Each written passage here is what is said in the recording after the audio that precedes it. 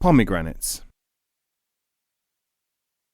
A disciple went to the house of a Sufi physician and asked to become an apprentice in the art of medicine.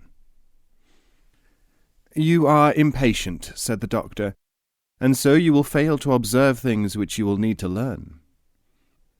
But the young man pleaded, and the Sufi agreed to accept him. After some years, the youth felt that he could exercise some of the skills which he had learnt. One day a man was walking towards the house, and the doctor, looking at him in the distance, said, "That man is ill. He needs pomegranates." "You have made the diagnosis. Let me prescribe for him, and I will have done half the work," said the student. "Very well," said the teacher, "providing that you remember that action should also be looked at as illustration." As soon as the patient arrived at the doorstep, the student brought him in and said, "You are ill. Take pomegranates." "Pomegranates?" shouted the patient. "Pomegranates to you! Nonsense!" And he went away. The young man asked his master what the meaning of the interchange had been. "I will illustrate the next time we get a similar case," said the Sufi. Shortly afterwards, the two were sitting outside the house when the master looked up briefly and saw a man approaching. "Here is an illustration for you, a man who needs pomegranates," he said. The patient was brought in, and the doctor said to him, "You are a difficult and intricate case, I can see that. Let me see. Yes, you need a special diet. This must be composed of something round with small sacs inside, naturally occurring. An orange. That would be of the wrong colour. Lemons are too acid. I have it. Pomegranates." The patient went away, delighted and grateful. "But master," said the student, "why did you not say pomegranates straight away?" "Because," said the Sufi, "he needed time as well as pomegranates." If you are penniless, you will have 1,000 dreams. Get even a single piece of money, however, and you will have only 20 options. Saying. Like the hawk, be a hunter and provider for others, not an eater of scraps like the chick of a crow. Anwar-e Suhaili.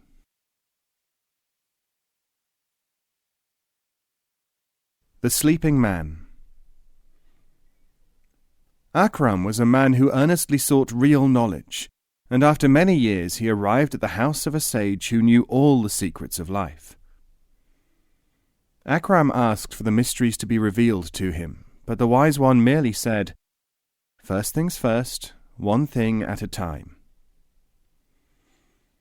But after years of attending the smallest wants of the master, Akram could only say that he had learned that there would be a golden age after several centuries.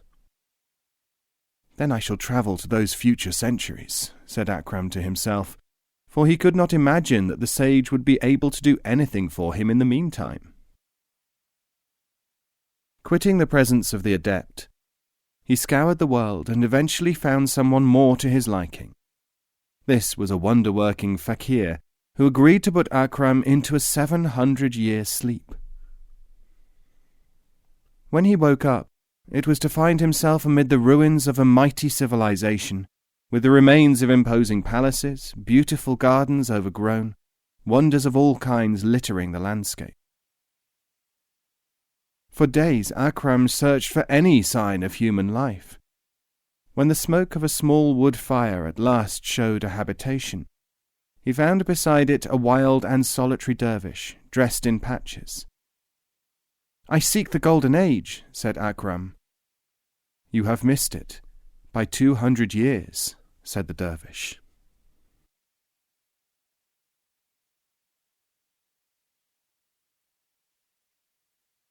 Abdali. A man came to Abdali and said, "I am a poor soldier.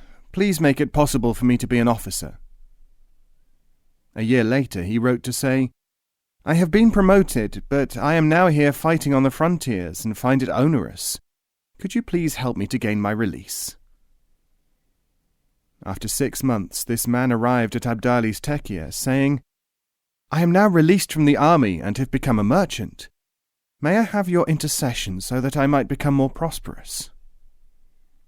Abdali said, "Alas, I cannot tell you what to do, since you are incapable of thinking any further than what you imagine to be your own interests. So you have repeatedly to apply to me for changes in your career. And you come and write to me, telling me what to do for you, and it does not benefit you." The man asked, "If there is no advantage in granting my wishes, why do you do it? Because everything that I have asked so far you have done for me." Abdali said, "Whatever has been done for you has been done in order to show you a lesson. The lesson is, every time you choose an aim for yourself, it goes sour." The man said, "Then choose an aim for me." Abdali said, "I cannot choose an aim for you which you will fulfill properly. Your difficulty is that you are not in a condition in which you are willing to equip yourself for aims."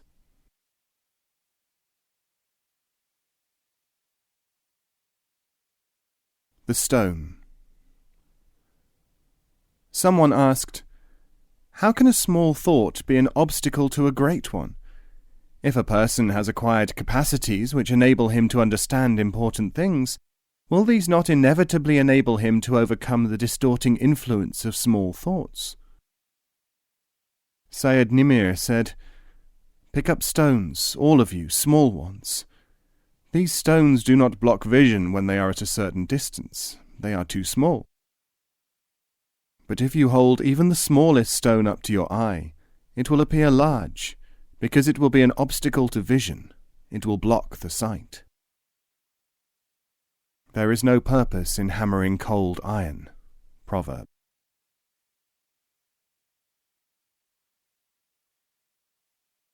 Unfettered. Asked what a Sufi was, the great teacher Hadrat Nuri said, "A Sufi is one who is himself unfettered and who is innocent, in his turn, of keeping others in bondage." Sufism cannot be described in terms of doctrine, nor in the form of ceremonial. Doctrine needs coaching of a shallow kind. Ritual needs repetitious practice. Sufism is something which is in creation, not something which is applied to the results of creation. The oven is hot. Make bread. Proverb.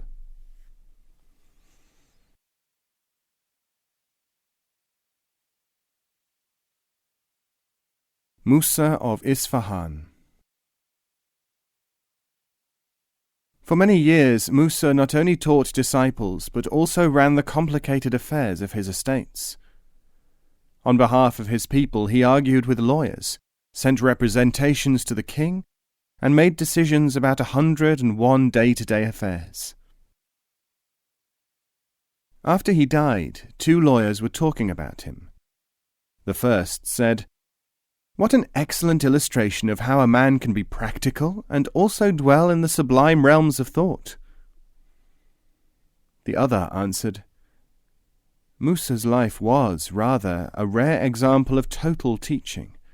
His worldly actions were as important as his spiritual aspects." But what could be the importance of the secular activities? Twofold. First, the worldly activities enabled Musa to maintain the physical welfare of his disciples. Secondly, it enabled him to illustrate to them every day and before their eyes the superficiality of ordinary life. Sunshine proves its own existence. Sandals. The Sufi teacher Ghulam Shah was asked what pattern he used in formulating his courses for disciples. He said, "Barefoot until you can get sandals, sandals until you can manage boots." One lie will keep out 40 truths. Proverb.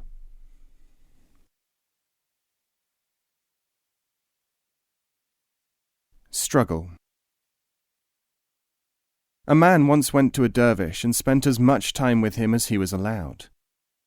One day, when he hoped that the time was right, he said, "I wish to be successful in life." The dervish said, "Spend 2 years pacing the streets of this town, crying out at intervals, 'All is lost,' and then start a small shop." When the man eventually opened his shop, everyone in the town knew him, and most of them shunned him, because they thought that he was a crazed dervish. Ultimately, however, the man won their confidence. His affairs began to flourish, and in due course he became unusually successful in all his undertakings. Now rich and powerful, he sought out the dervish who had advised him and said, "What magic was there in your invocation of all is lost?" The dervish said, "Its value was to return you to an almost helpless condition, so that you would have to struggle so much against handicaps that you were bound to rise to the top." The man said, "How did you, a man of God, learn the operation of such a material process?" The dervish said, "By analogy. I merely adapted the means which the spiritual man must use to the needs of the lesser world, and there was no doubt as to the outcome."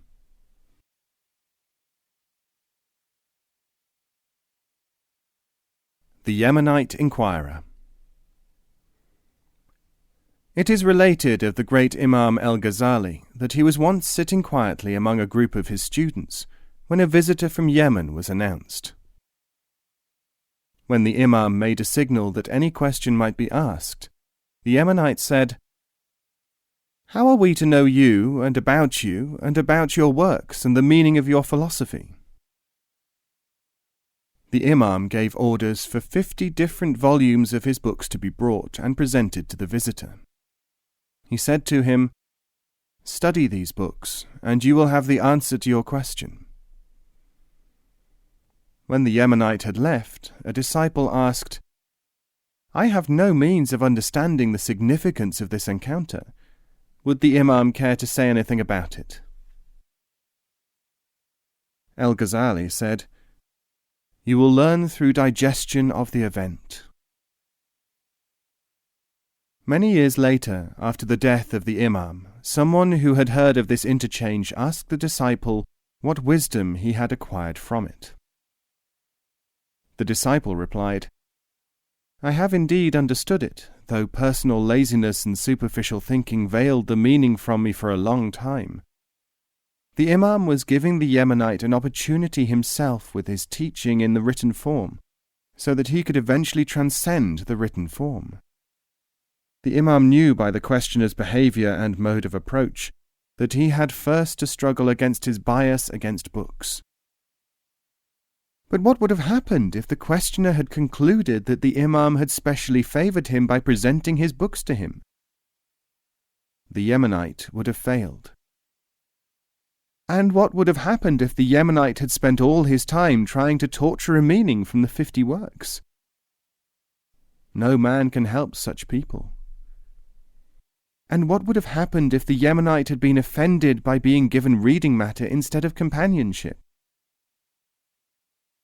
That would have shown that the Yemenite was not ready to enter into companionship. Companionship, direct contact, is heralded by the acceptance of the indications of the companion. Every stick has 2 ends. Proverb.